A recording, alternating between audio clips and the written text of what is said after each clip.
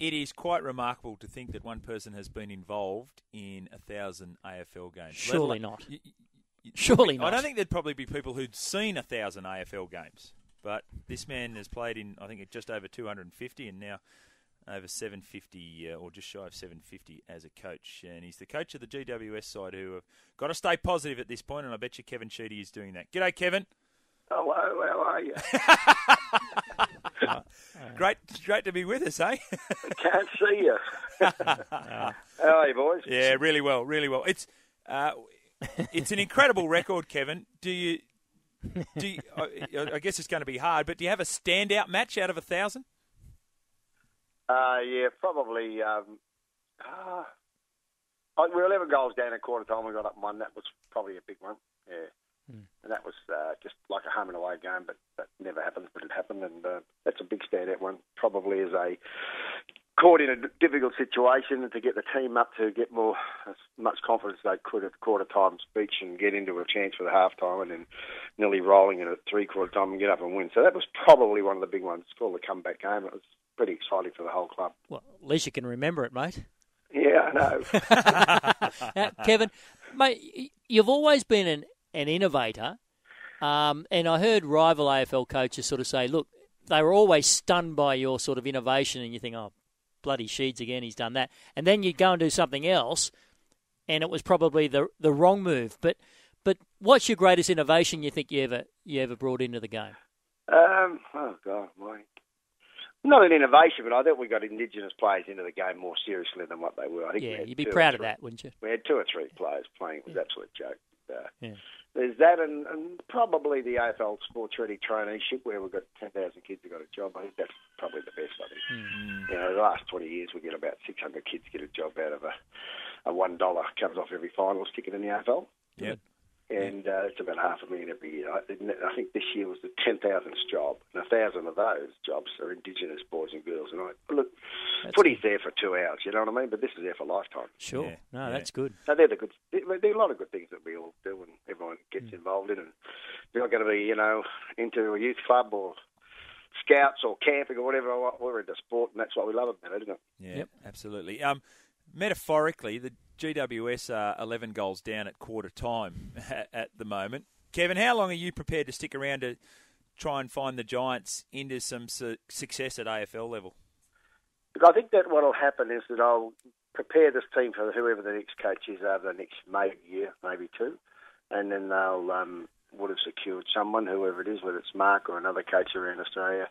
But I'll probably stay here 4 or 5 years. I'm not in a hurry to go back to Melbourne, to be honest. Kevin, not that I don't love Melbourne. I just think I'm really enjoying Sydney as a city, and we're out of Concord. I didn't realise the Parramatta River was so beautiful along Cabarita, Concord, Mortlake area. So we're happy you're based here, and the team's going to build a club here. It's going to spend $12 million basically with the government at the golf range out there at Olympic area, the Olympic Park area. So that's important for us. Yeah, it is. We can always go to Melbourne for the first week of the carnival, Kevin, so that's the main thing. Mate, absolutely. I'm hanging high hopes that they don't race black caviar, but anyway, that's right. Yeah, exactly. 22 from 22 is good. Kevin, the youth policy you guys have got, are you still a firm believer that's the way to go? See, the Gold Coast Suns haven't really improved. Oh, in year 2, he's just dropped out.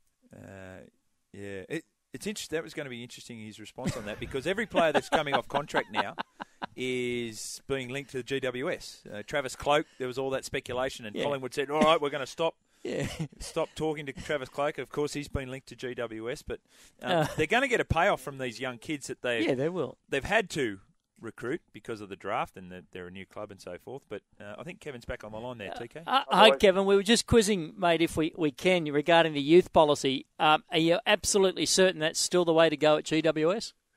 Well, it is for our game and it is for GWS because we're going to build a generation period. So a lot of our young kids fans right now are very young. We've got little Giants badges and little Giants jumpers. And so we do it slowly. We try to get it right at the first build of an organisation. And it's obviously tougher here in West Sydney because not a lot of people obviously are in love with AFL. They love their own sports, but that's up to us and the people that are appointed to make sure that we can express what we think the values of our game are about. Now, it's not just about the game; it's about working with our society and working through all the people at the schools and clubs and that. So we'll do that, and it'll take probably 10 to 20 years, but I think the club will be a very good footy team within 5 years. Okay. Yeah.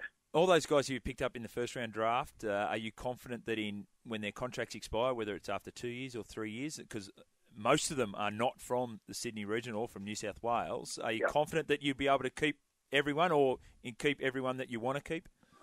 Well, hopefully we will. I mean, most of them are re-signed already. Right. Fantastic for us. Obviously, some may want to go, whether it's for family reasons or other reasons of opportunity that they may get. But in our game, you actually you get a trade option. So you can be trading a player out if they wanted to leave, and we can trade a person in that may want to come and grab an option or an opportunity. So the balance in the end is very good. No money changes hands, which is good. That absolutely stuffed our club, our competition years ago in the old VFL. And the AFL and the Commission have definitely got it right. Yeah. And I think the draft is right. I think the draft is very, very good and has made our game more even competition compared to, say, what you would see in maybe, say, soccer in England. Well, okay. Yeah, all right. Kevin, we could do another show on all of this, yes, because exactly. There's no salary cap in the soccer in England. So league's probably got a lot more even competition without a draft.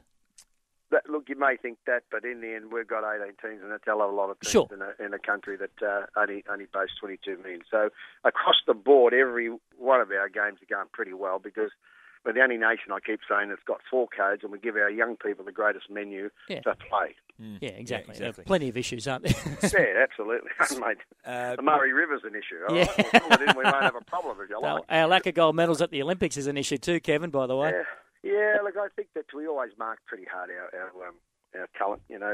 We've been up that long in the Olympics in the top 10 with, as I say, 20 million people in those years. So I go to America and people say, how the hell do you people, what do you live on over there? Yeah. What do you eat? I mean, how can 20, that's half of California. Yeah. And we're in the Olympics and top 12. So, we have to put more into it by the sound of it. If that's what the country wants, and if they don't want that and we want it in education, well, then we'll put it in education. It's very difficult to split that dollar up everywhere, isn't it? Absolutely. Yep. 2-part question, Kevin. Back to your 1,000 milestone game. Who had the most influence on you as a player or coach, and who's the player that you've most admired that you've coached over your years?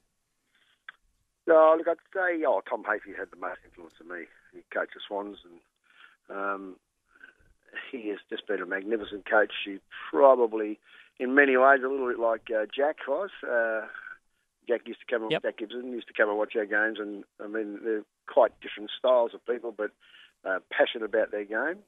So obviously Tom, and then of course probably as a player, Tim Watson and James Hird butted each other all the way through. They had class, they had speed, they had athleticism, and they've sort of got a bit of Billy Slater and a bit of Bobby Faulkner. They were just top class players. Yeah. Kevin, unbelievable milestone. Enjoy the match. Go to Western Sydney. The outsiders, obviously, at TAB Sportsbet at 750. Port Adelaide 109. So it's Mark Williams up against his old premiership winning team. So we wish you all the very best on the weekend, Kevin. I'll have to keep an eye on Mark this week. Yeah, make sure he doesn't go over to the dark side, mate. He might go right over the top. He's a good man. He is. Good on you, Kevin. Worries. Okay. Kevin Sheedy there, GWS coach.